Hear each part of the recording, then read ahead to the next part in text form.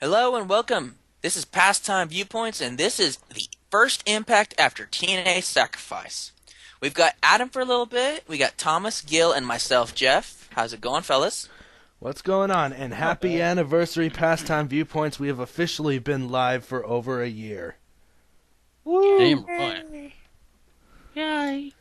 Today marks the day 1 year ago we started this website.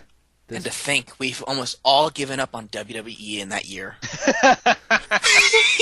It's been a long year. It's been a long year. So yeah. No, reminiscing aside, let's get to Impact while we have Adam, because he's got a job he has to go to. I don't know, but Yeah, the IWC might not be familiar what it is to be employed, but yeah, I've got to go to work. see, no DQ. That's what Aaron Riff thinks he does. There's employment, and then there's fapping over yourself over the internet. Yes. That's not employment. That's just coattailing yourself because you've got a small penis. Employment is driving trains. Employment is selling shoes. Yes. Employment is teaching. And employment is digital media. And whatever the fuck Thomas is doing right now, because he actually has a job. Mob's flaws. It's still better than what Aaron Riff Yes, does. yes. Now, Thomas, to I put you Impact. over. Take that. On to Impact. When we left on Sacrifice, we had already heard that Eric Young was going to defend the title on Impact. So the opening segment was the reveal of the three people who were competing for a shot to face Eric Young that night. And it was Gunner, Anderson, and Bobby Roode. All three who won matches at TNA Sacrifice. They picked orders by drawing playing cards. Storm and Anderson getting the number 4, and Roode getting the ace of diamonds. Aces and eights confirmed. Yeah, they're coming back. Just saying. So later on in the night, we had Anderson versus Gunner, and then the winner of that would face Bobby Roode, and then the winner of that would face Eric Young in the main event. So we had that set up. And then we had Magnus come out to talk about his loss from Sunday. Pretty much what you'd expect from him and all that. He's upset that he was not involved in this whole title picture deal.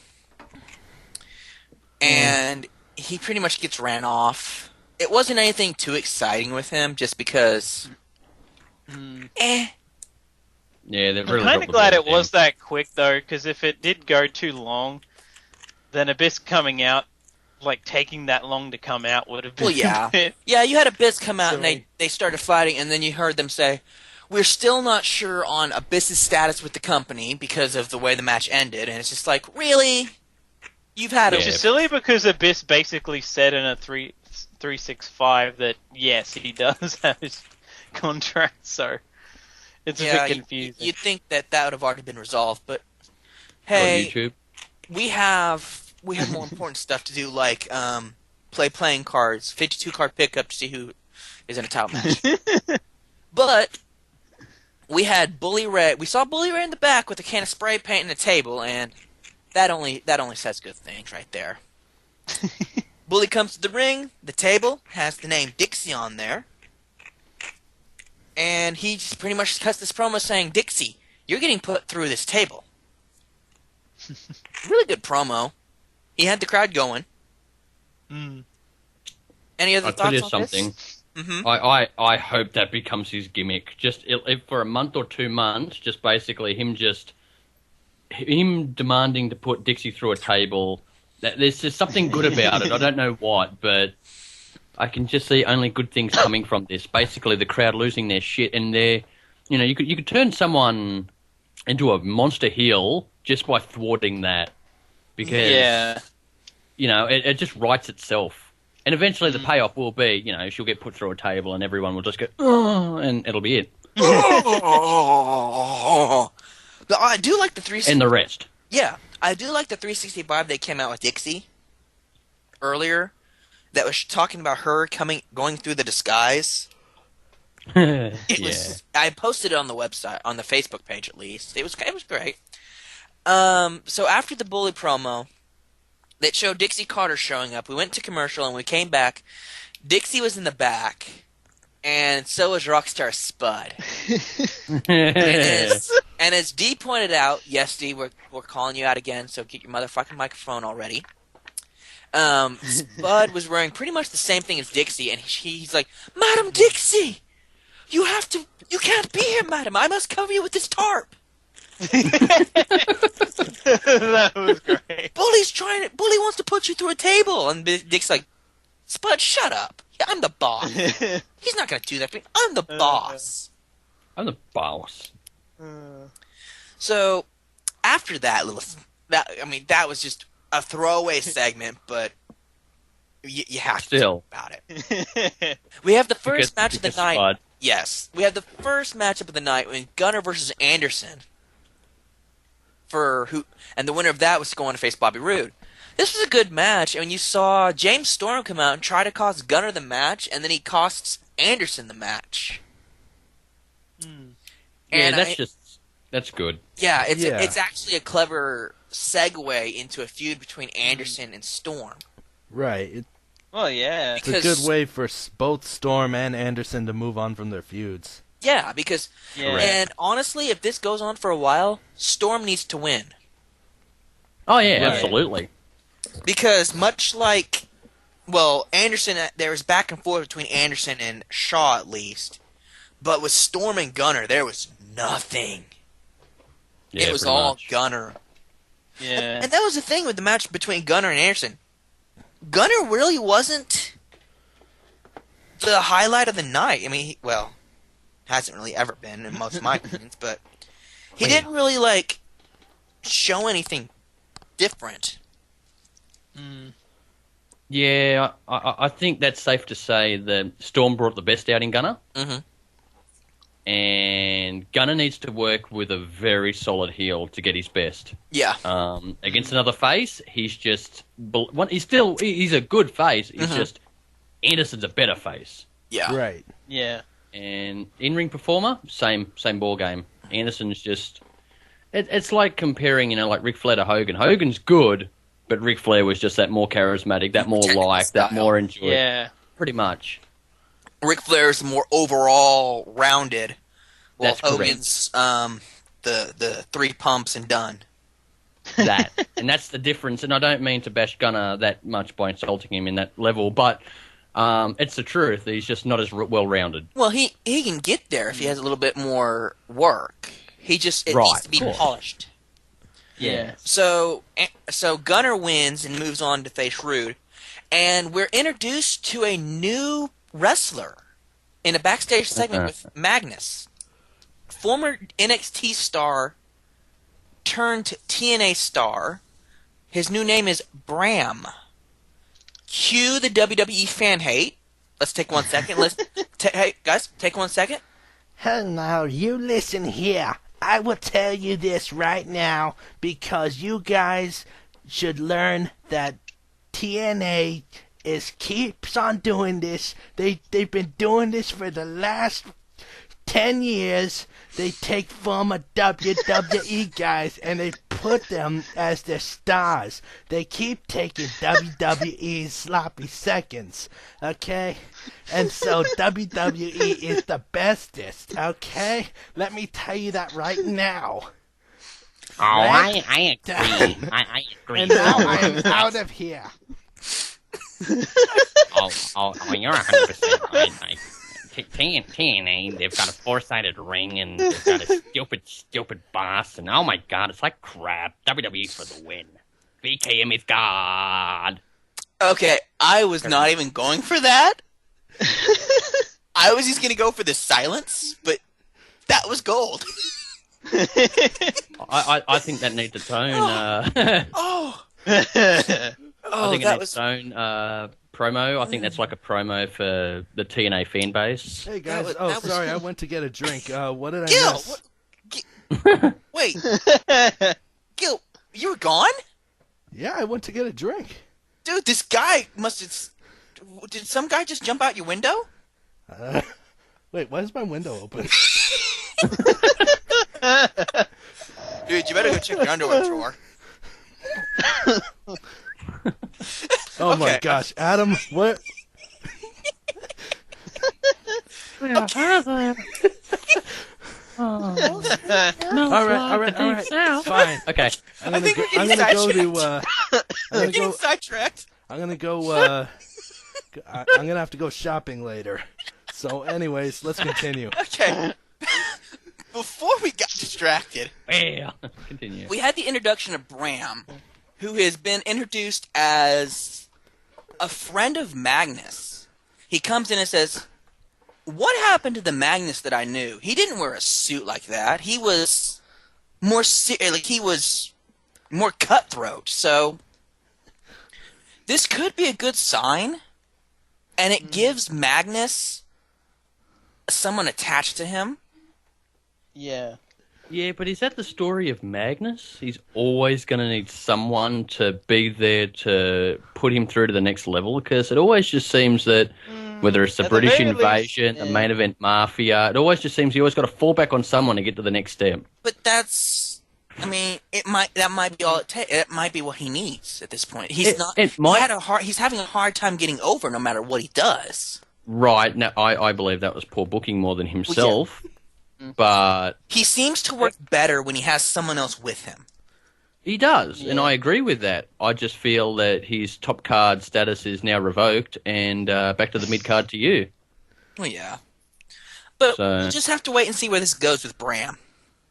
Oh, that name Yeah. shits me off the tears. Oh, that name's shit. Oh. Come on, Bram. Let's go shop. God, I'm gonna have some Bram with me cereal. You know, what the fuck is that? Going to Bram's later. Oh, it sounds Okay, like a yeah, I knock- gotta it's- agree. I'm not too sure about this name Bram. It sounds like a knockoff of Brahms. It also sounds like a knockoff of Nux. Wait. Oh, yeah, because I didn't bring that up. Let's talk about that real fast. Their Nux and his group will be premiering next week. And it's the Menagerie. I don't know how to feel about that. From what I've read, it's going to be interesting. Yeah. Yeah, can I just point out one thing? Who remembers Kazani? Who? Yes, Who? I do. Who? Who? Why is there owls in here? Sorry, my window's open now. Sorry, that's just all I got to say. That's all I got to say. Continue onwards, Jeffrey. Well, I mean, it's just going to have to wait and see.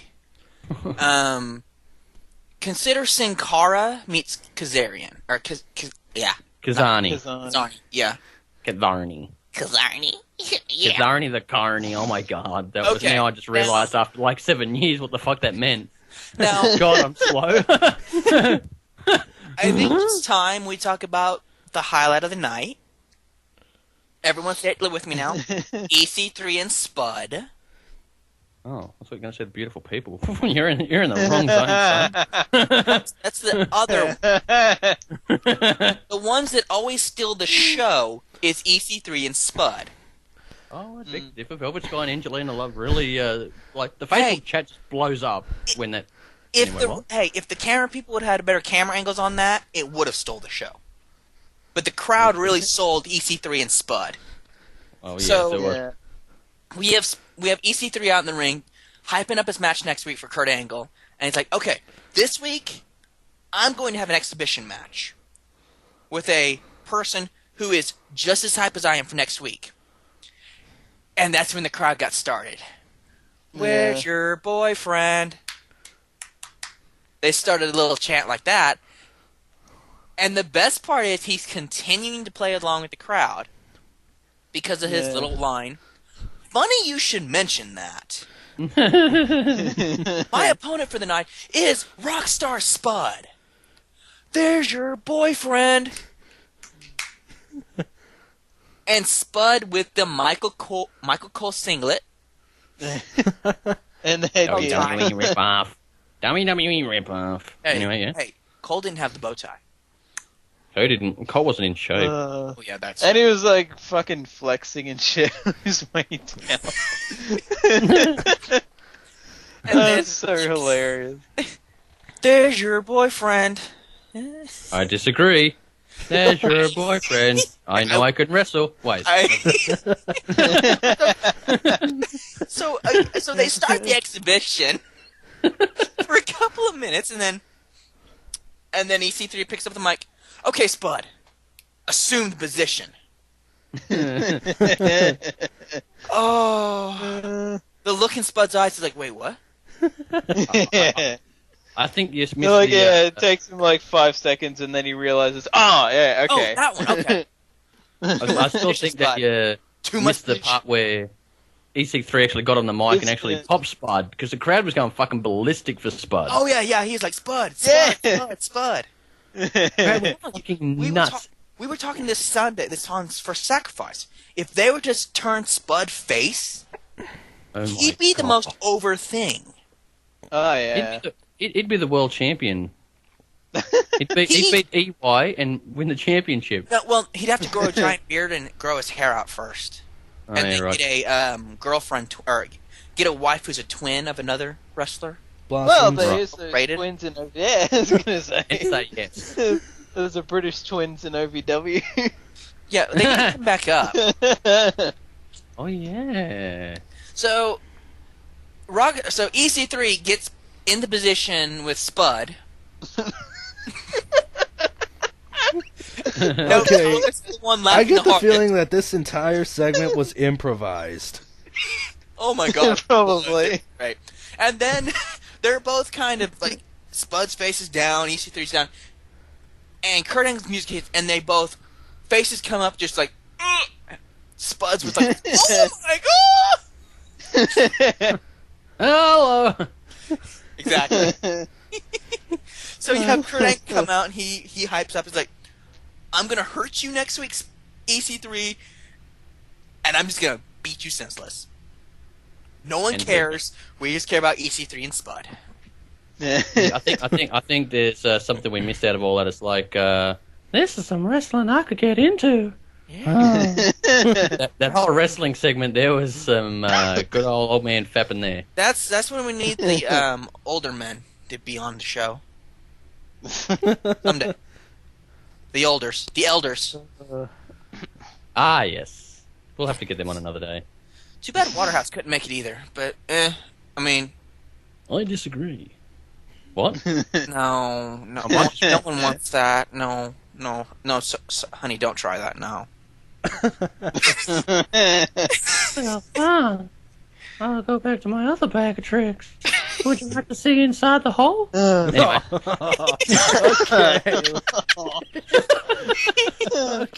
Okay. So okay, Let's continue before we gonna- get we're gonna flagged segue by from that hole. YouTube here. segue from that hole to Gunner versus Rude.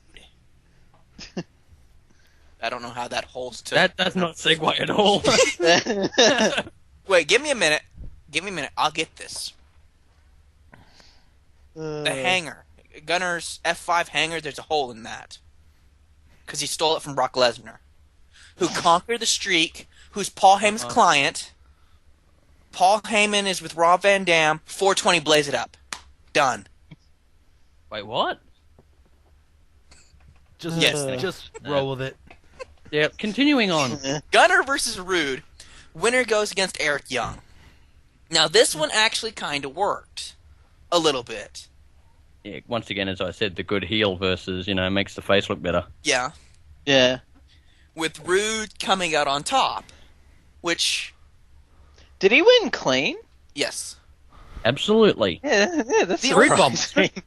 The only thing I don't like is this between Rude and Young is kind of rushed. That's my only complaint I have. I feel everything's getting a little bit rushed at the moment. Like, In the following weeks, it's extremely rushed, but we'll have I'm to... just not going to say a thing about that. Oh, my Yeah. God. JB. Hey, Cool Cabana, how you doing? It's... The next few weeks are going to be a little head-scratching, to say the least, but Right. At a You know, minimum, yeah. it's just, I mean, I like the idea. But Yeah, there's that but. It's just, it could have been Gunner. yeah, I know what you mean now. Yeah, so that makes a lot more sense. Yeah. But let's not push the direction too far, because obviously a lot of people are going to be sitting there going, "What the fuck's going on?" But at the end of the day, if they would I've listen looked to some of ahead. our past podcasts, they'd understand why that Rude versus Eric Young is rushed. Yeah, it is rushed. It's extremely rushed. But honestly, from the way the match turned out, you can see it maybe picking up somewhere else down the road. This is just a one-night thing. Well, it would have been good if this was held over 3 weeks. Yeah. You know, like a little tournament, you know, it gets a little bit of hype, and then what happens next week, which, not spoiling, Well, Right. then it'd have made a little bit more sense. And, Yeah, but get the more thing- people involved. The thing Yeah. is, they want Eric Young to look like a credible champion, so they're Right. going to have him face credible people. But That's a big mistake. That's a big mistake. I'm going to go back to the Bret Hart theory of a champion. You can fight anyone, still make them look good, and you can still get a good win. yeah, don't put the Doesn't title hurt. on the line. Just have him face people. Have him a against fighter. Zima, Austin Aries, Kazarian. Fuck, you can have any of them, and it'd still be a believable good match. Yeah, Right. and you'd have a good But- X Division type match too. That as well. It's a show for the other as well, you know. It makes that look good. As long as Hell, it's throw working. Sonata in there. Just have a good, classic match. It doesn't hurt X anyone. Division versus World Champion. Hell yeah. Right. It's not like we haven't seen it before. Well, that as well. But so I mean, it's a good match. It just kind of we're all just kind of like, eh. But then we have a backstage segment where Dixie Carter has security with her, and she wants the table that Bully had. Mm-hmm. So she comes out to the ring, sets up the table, sits on it, and as Thomas pointed out, it had been so hilarious that the table broke while she was sitting on it.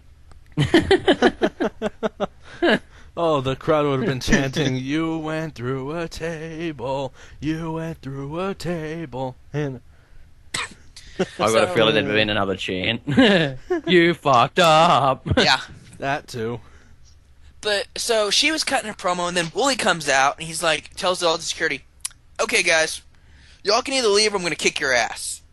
So the first set of security leave, and then he's like, "Okay, you three with Dixie. I'm going to come in there and kick your ass, then I'm going to put her through a table if you don't get out." They don't leave. He runs in, kicks their ass, and was going for a power bomb with Dixie through the table, and MVP shows up. Much to the dismay of everyone in the crowd, MVP was garnering some major heel heat here. Huh. Dun dun dun. And People he- are already starting to turn on MVP. Yep. About that. And then he shut up. And then MVP Just saying about bans the Rock. Dixie Carter and Bully Ray from the Impact Zone. They're both banned from the Impact Zone for now. And at some point, I think it might have been near the end of the show or on a 365 or something. I don't remember where, but Bully's like, Yeah, it was like right at the end. Bully's like, after well, the main event. I yeah. guess I'm going to Nashville. Hmm. So Bully and Dixie are not done yet. Mm-hmm. Oh, not in the slightest. Oh. And I'm curious to know who Dixie's going to choose to be her knight in a way to face Bully. Yeah. We're still hoping for that Spud steroid. Come on, Madam Dixie, I can't lift weights. Shut up, Bud. Adam, did you even listen to our podcast? I did, but I only skipped to the parts that Thomas was talking about, so basically I watched the whole thing. Yeah. Okay, so about 40 minutes of the show. Pretty much, yeah. Okay, Because, you know, Thomas is the only point listening. Anyway, Yeah. carry on. so let's go ahead and go to Willow versus Storm real fast.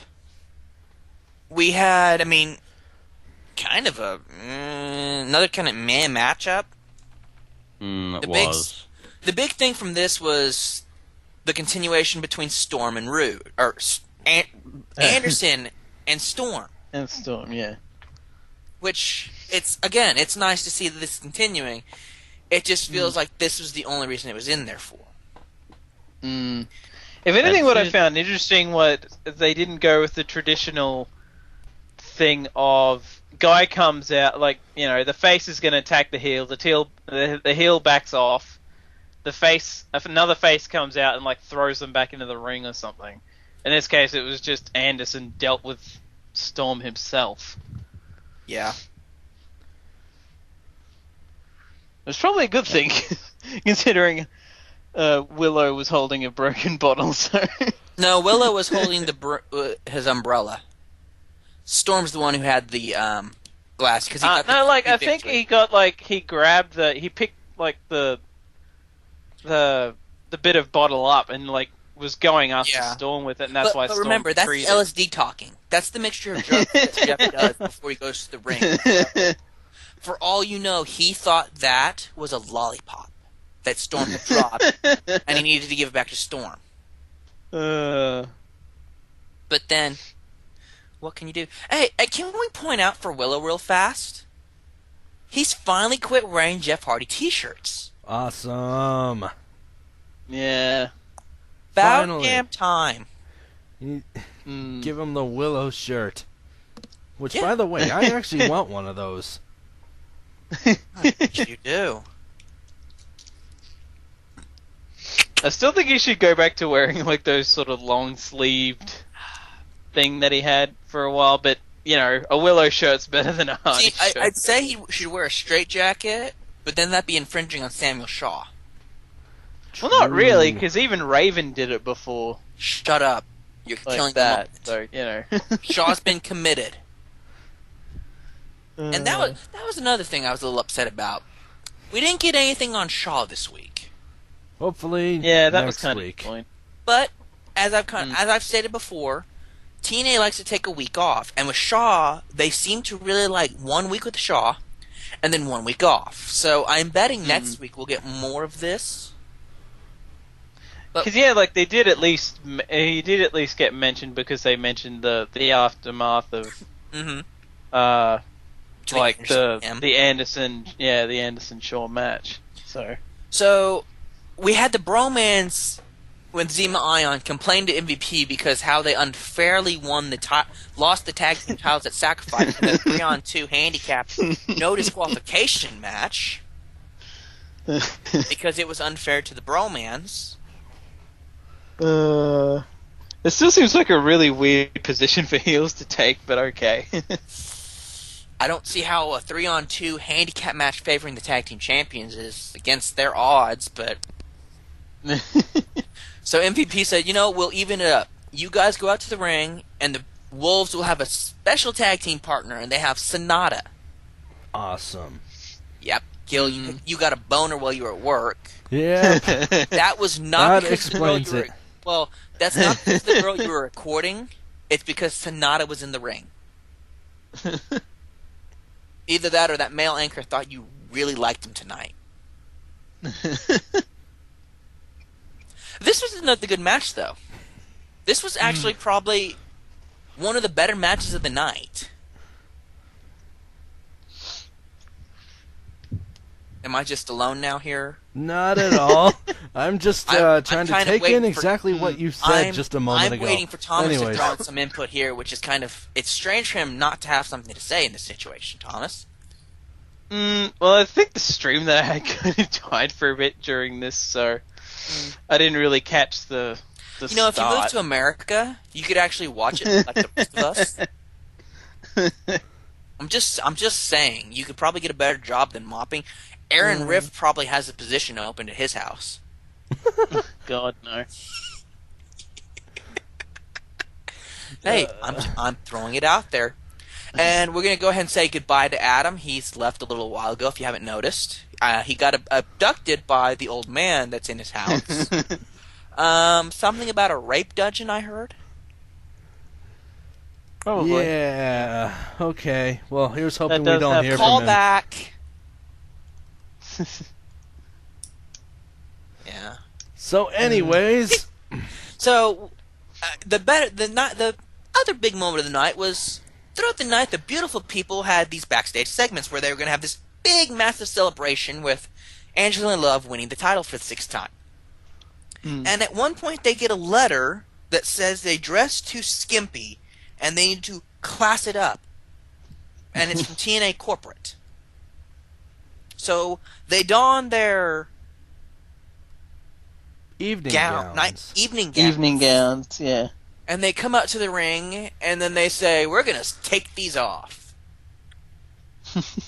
And Gil, you'll notice you had another erection at that point. A little bit bigger. Yeah, sounds about right. But then it went limp very fast. Because they stopped. That explains And then they lot. revealed they're the ones who did this. They're the ones who even made the letter and everything. You guys aren't going to see anything, which brings out Gail Kim, who, by the way, wears less clothing than the beautiful people. Because the beautiful people at least wear miniskirts.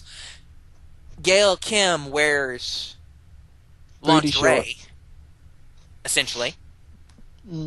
So she goes in and tries to strip them because they promised to get stripped, and she was going to make their promise come true. The beautiful people leave, and then Madison Rayne and Brittany come out, and they rip their dresses off, and a big fuck you to the cameraman who could not get a good enough angle of the girls in their bra and panties. You know, I think that might have been intentional.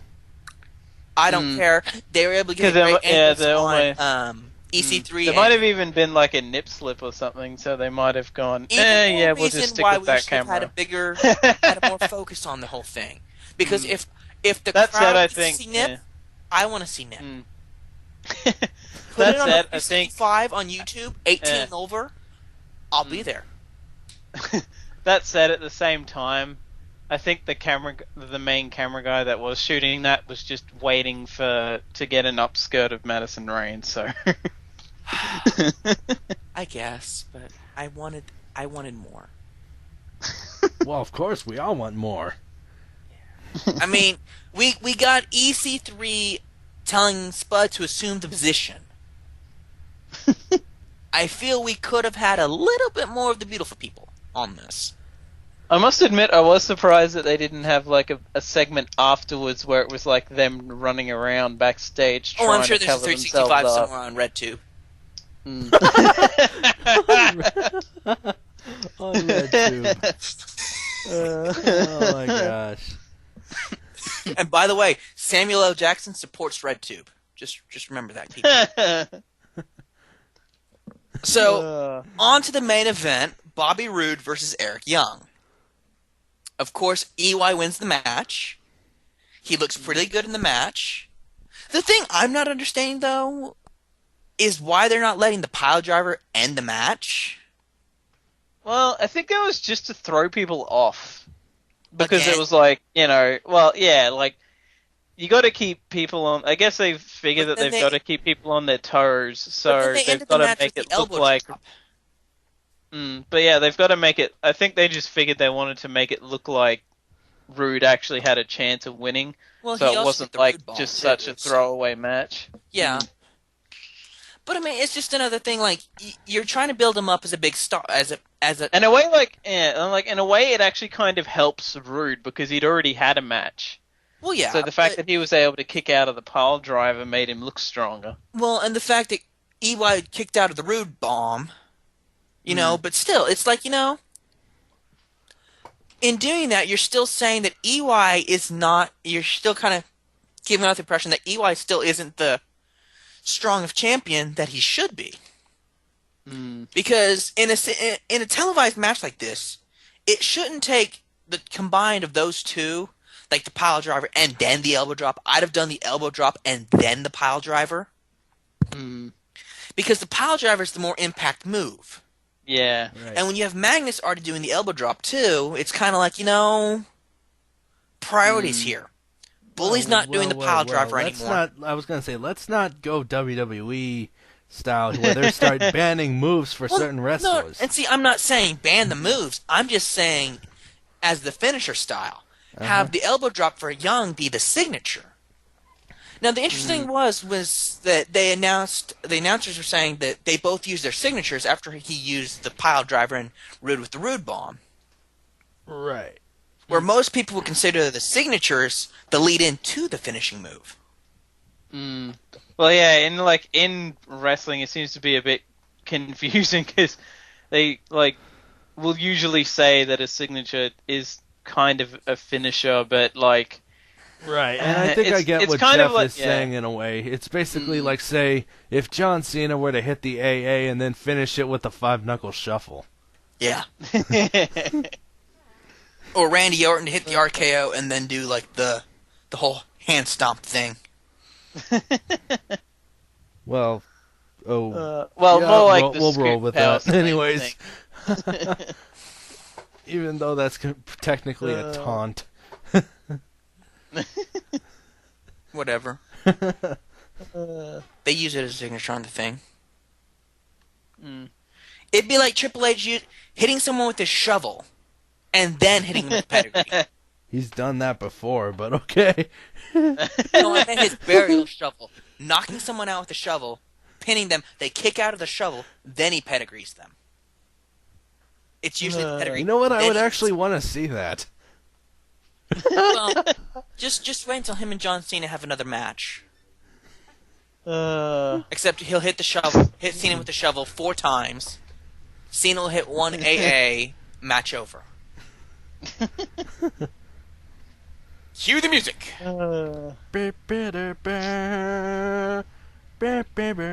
Oh. John Cena sucks. John Cena sucks. I've been waiting so long for someone to make that chant, by the way. WWE audience that did that, you fulfilled one of Gil's fantasies.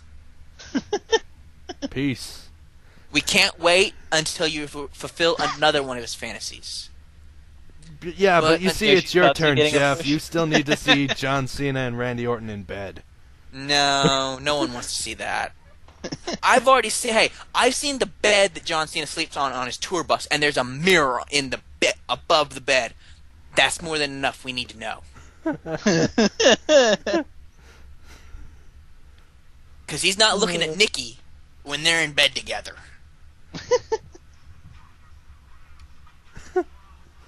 So anyway, Impact was not that strong of one, honestly. Yeah. The matches seemed a little random. The build up to the main event a little weak. Right. There was no real story progression this week. Let's just Other put it than- this way. This was a throwaway show. Well, but Yeah. and honestly, judging from some of the stuff we've read for the following weeks, it's got us a little worried. Yeah. A little bit. So, I mean, it's a kind of Yeah. And let our we are actually worried about the coming weeks. yeah. And because pastime viewpoints, we try to be unbiased about things. When we bash WWE, we bash it. We don't bash it because it's cool. We bash it because we legitimately think that there's And something remember, wrong with it. We Same with praised TNA. Slam City. Right. Yeah. We started slamming it. We started slamming Slam City. And then we started praising it because, dude, this thing could actually be a lot better. Exactly. Seriously. I mean, Yeah, and think I a mean, few yeah, months we've ago been we were reviewing- shitting all over TNA. And let me go ahead and point out something from past Monday night. mhm. Bray Wyatt and the chorus of children. He's got the whole world in his hands. I just love that. Right. Yeah. So, yeah. So, we should be back this Sunday for Extreme Rules because that's a thing. Right. I have a feeling that Daniel Bryan and Kane will be somewhere near the middle of the card for the World Heavyweight title. And the main event will be Evolution versus Shield because logic dictates that those 6 should end the show and not the World Heavyweight Champion. Hashtag WWE logic. Hashtag Curtis Axel should be in the main event. Hey, be sure to check out Friday Night SmackDown. Curtis Axel will be on Friday Night SmackDown. Give him a little shout out on on the twits. Let him know we're still around. We've been here a year, and we're still waiting for him to get back in touch with us. Curtis, if you could, call us. We will give you Mr. We'll let you talk with Mr. Waterhouse. We'll keep the old men away from you. Right. And we won't let Thomas near you either for your own safety. Just throw Ryback at him, and I think Thomas will be fine. All right. Well, I think that's a good point to sign off. Be sure to like, comment, subscribe. Let us know what you thought of Impact. Like it, hate it, whatever. I mean, we thought it was kind of a throwaway show, so you'll probably agree with us. So, in a way, we're not the heels this time. So yeah, in a way, it's the same kind of show that Raw was. A throwaway. Because Sandow in a Magneto costume.